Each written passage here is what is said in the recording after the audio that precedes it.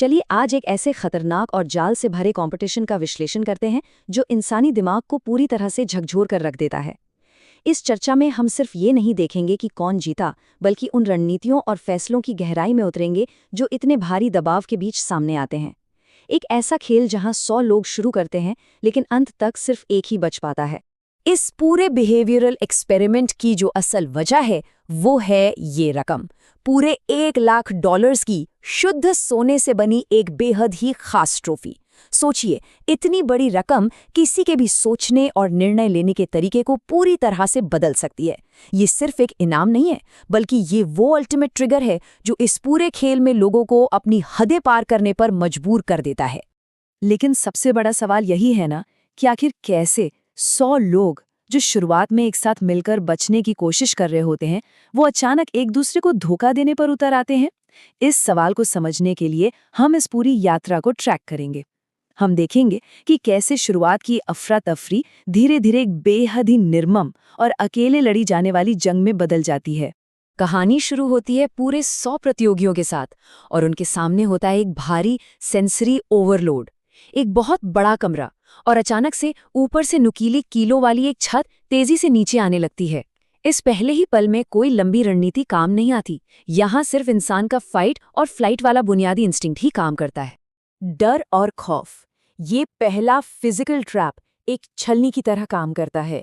समय खत्म होने से पहले प्रतियोगियों को खुद को खोलकर उस कमरे से भागना होता है। यहाँ घबराहट इतनी असली है कि ये तुरंत तय कर देता है कि कौन दबाव झेल सकता है और कौन नहीं। ये कोई दिमागी खेल नहीं था, ये पूरी तरह से शारीरिक क्षमता का टेस्ट था। और देखिए इसका नतीजा क्या निकला। इस जानलेवा कमरे से बचकर निकलना कोई आसान काम तो था नहीं। पहले ही पड़ाव ने 100 लोगों की भीड़ को लगभग आधा कर दिया। सिर्फ 51 लोग ही अगले मुश्किल चैलेंज का सामना करने के लिए बच पाए। ये नंबर हमें दिखाता है कि इस खेल का लेवल शुरुआत से ही कितना हाई रखा गया था। इसके बाद सामने आता है दूसरा ट्रैप, एक बेहद खतरनाक पेंटबॉल वॉर जोन। यहाँ खिलाड़ियों को एक अरीना पार करना है जहाँ नियम बहुत सिंपल है। सिर्फ हरी बत्ती जलने पर ही आगे बढ़ना है, वरना गोलियों की बौछार। एक भी शॉट लगा तो सीधा एलिमिनेशन। ये भयानक ट्रैप 51 लोगों की संख्या को और घटाकर सिर्फ 20 पर ला देता है। अब दिलचस्प बात यह है कि यहाँ से खेल का पूरा ढांचा बदल जाता है। गेम अब एक बहुत ही गहरे मनोवैज्ञानिक चरण में प्रवेश करता है। बचे हुए 20 लोगों को 4 टीमों में बांट दिया जाता है और हर टीम का एक कैप्टन होता है। बाकी सदस्यों को पोडियम से हथकड़ी लगा दी जाती है। सोचिए, खिलाड़ियों की किस्मत अब पूरी तरह से उनके चुने हुए कैप्टन के हाथ में है। यहाँ के नियम गेम थियरी की एक क्लासिक दुविधा खड़ी कर देते हैं। कैप्टन को पहले एक पुल बनाना है। अब उसके पास 2 रास्ते हैं, या तो वो खुद पुल पार करके अपनी जगह सुरक्षित कर ले, या फिर अपनी जगह का जोखिम उठाते हुए वहां से चाबी लाए और अपने साथियों को हथकड़ी से आज़ाद करे। ये पूरी तरह से स्वार्थ और भरोसे के बीच की जंग थी। यहीं पर लीडरशिप की असली समझ दिखाई देती है। अगर टॉमस की ग्रीन टीम की रणनीति की तुलना पिंक टीम से करें, तो टॉमस ने गजब की दूरदर्शिता दिखाई। उसने पुल पार करने से पहले अपने सभी साथियों को चाबी से खोल दिया, ताकि उसका पुल खाली रहे और वो तेजी से और चाबियां ला सके। वहीं पिंक टीम ने अपने एक साथी को तुरंत पुल पार करवा दिया, जिससे कैप्टन के लिए ही एक रुकावट पैदा हो गई। इस बेदाग प्लानिंग का असर देखिए। आगे जाने के लिए कुल 12 ही सुरक्षित जगह थीं, और टॉमस की इस रणनीति ने यह सुनिश्चित कर दिया कि उसकी टीम इन 12 बची हुई जगहों में से लगभग आधी सीटों पर अकेले कब्जा कर ले।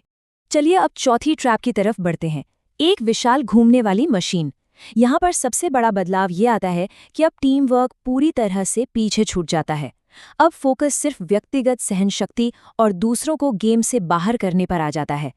कैप्टन को चुनना होता है कि वो कौन सा गेम खेलेंगे, ताकत, कौशल या सहनशक्ति, और वो किसे अपने खिलाफ चुनौती देंगे। दबाव किस हद तक हावी होता है वो बेली के इस बयान से एकदम साफ हो जाता है। बेली, जिसे अब मौका मिला है, वो सबसे बड़े खतरों को निशाना बनाना शुरू कर देती है।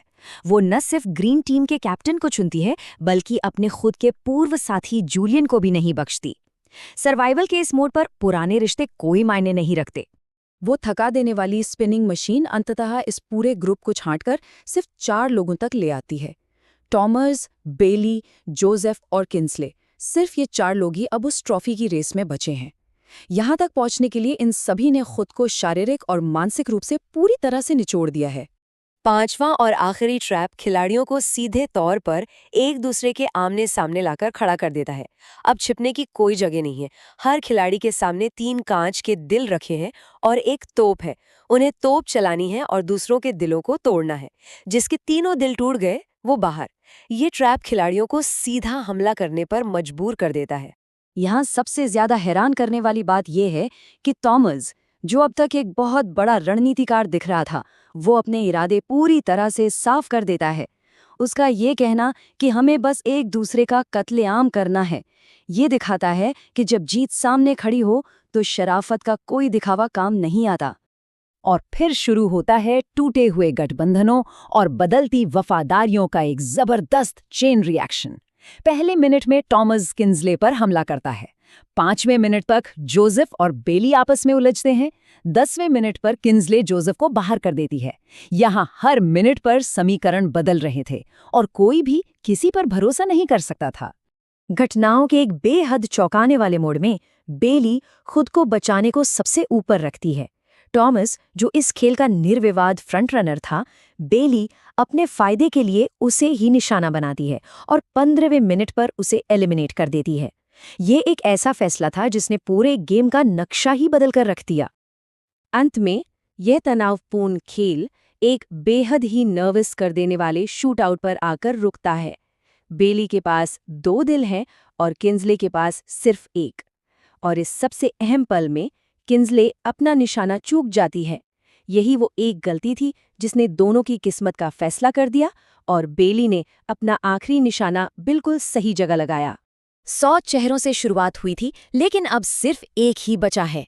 बेली की रणनीतिक चालें, समय पर वफादारी बदलने का फैसला और अंत में दबाव के बीच उनका सटीक निशाना, इन सब ने मिलकर उन्हें उस $1 लाख की ट्रॉफी का इकलौता विजेता बना दिया।